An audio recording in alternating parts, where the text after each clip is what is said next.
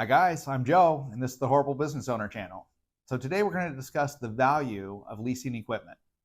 I wish I would have realized the value of a lease a few times at this point in my career. First time I should have leased equipment, I didn't even know that was an opportunity. The last time, I didn't think about the opportunity. Basically, leasing equipment is renting instead of buying. If you grew up in a household like mine, you probably heard something along the lines of, if you don't own it, it's a bad deal. I heard that a few times. There are a couple times when leases are actually fantastic. In the start, when capital is slim, or more importantly, when you're thinking about a new project and you don't know if it's going to fly. I like a lease for that. I have a friend looking for a slush machine. I have a three-barrel slush machine and it runs around 3,200 new. It's a mid-volume machine. It's nothing spectacular. But a high-efficiency machine that'll do 10 times the amount of slush as mine will run you between $10,000 and $15,000. Now, mine serves my needs, but we don't know what his needs are going to be. He's never had a slush machine.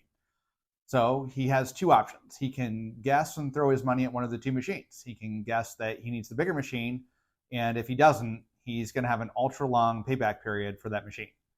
If he guesses that he needs the smaller machine and he needs the larger one, then he's going to lose sales opportunities that's going to cost him money in the long run.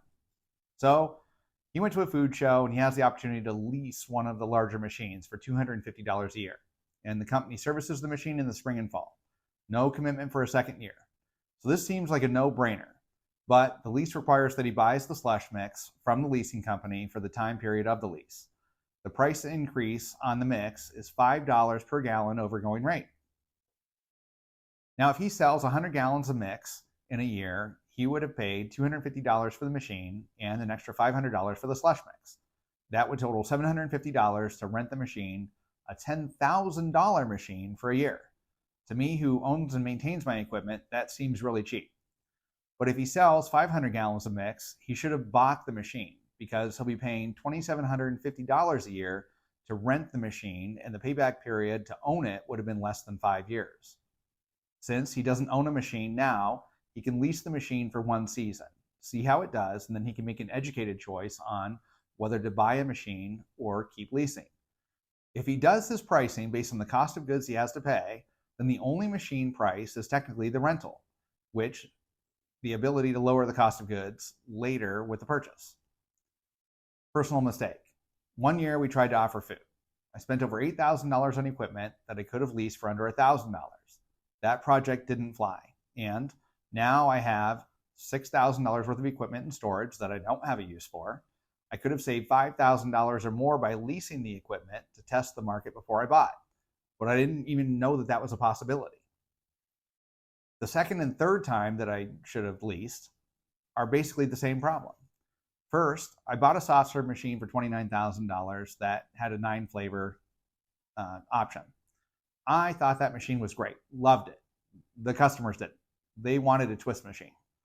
So after 3 seasons, I sold the 9-flavor machine and I bought a used twist machine. I shouldn't have bought either one of those machines. First, I should have leased the 9-flavor machine to see how the sales were, since I didn't have any soft serve in my store to begin with. Then I should have leased a new model to test the theory of the twist machine. Now I own a 10-year-old twist machine that I need to replace in the next year or two, but if that project wouldn't have flown, I would have been able to turn the machine in. Now, luckily it did fly, but because I bought an older machine to test the theory, I'm now looking for a newer machine, and in the long run, I'm going to spend more money. So I bought the used machine for $4,000, and a new fancy model is running in the $30,000 range. I'm probably looking for something a little bit cheaper than that. But I could have leased a 2 to 3-year-old machine with a purchase option for a couple $1,000s. If the project didn't fly, I would have been out less than the $4,000 that I bought the used machine for. And if it did, which it did, I could have purchased a newer machine than what I currently have at a price that was agreed upon. Now that we've made the argument for why you should consider a lease, let's talk about why you should. And it's going to be in the contract. If you have to buy a product for more than the going rate, you may want to consider passing on that option. Since I understand ice cream, that's where we're going to look. There are ice cream companies that will give you a dipping cooler for free, but the cost of a tub of ice cream is going to be an extra $5 to $10. An average small shop is going to sell 20 to 40 tubs of ice cream a week. A 6-month season is 26 weeks long. At $5 a tub markup, you're going to spend an extra $2,600 a year on the low end, and you're going to spend about $5,200 a year on the high end. In a 2 to 3 year period, you could have completely paid for a new dipping cabinet, and then you could have priced your product a little cheaper for the consumer because your cost of goods was down.